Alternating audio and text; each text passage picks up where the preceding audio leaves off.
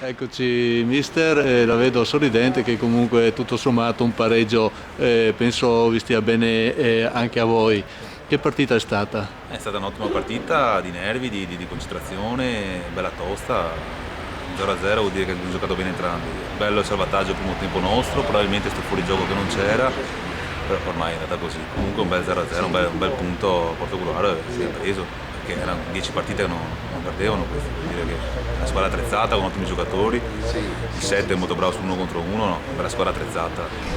Una bella partita nel nostro campo. Parlando in ottica futura del Cavallino, perché voi avevate iniziato per noi la battuta d'arresto nel girone d'andata, sembravate ambire ad altre posizioni e forse avete peccato in qualcosa?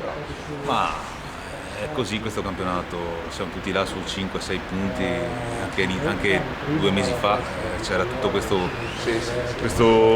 gruppo di squadre a metà classifica che si basavano tutto su 3, 4, 5 punti. E qua si pareggia e si perde 2 posti, si vince, se ne prende 3, quindi è veramente stretta la classifica, è cortissima.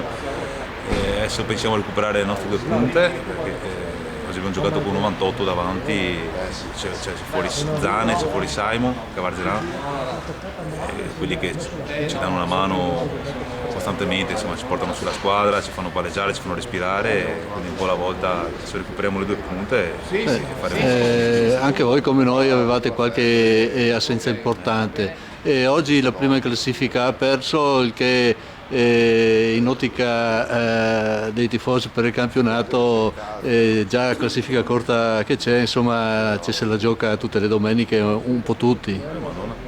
Ma non si può lasciare niente al caso, qua bisogna curare qualsiasi cosa perché anche un punto è fondamentale.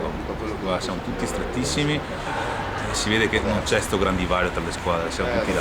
Togli forse le ultime 2 che comunque a spizzica bocconi fanno sempre punti, anche quelli più inaspettati. Togli la prima che sembra abbia un passo in più, gli altri siamo tutti là. Per chiudere, diciamo che lei e la sua squadra, insomma, la Seattle Mechia moderatamente soddisfatti.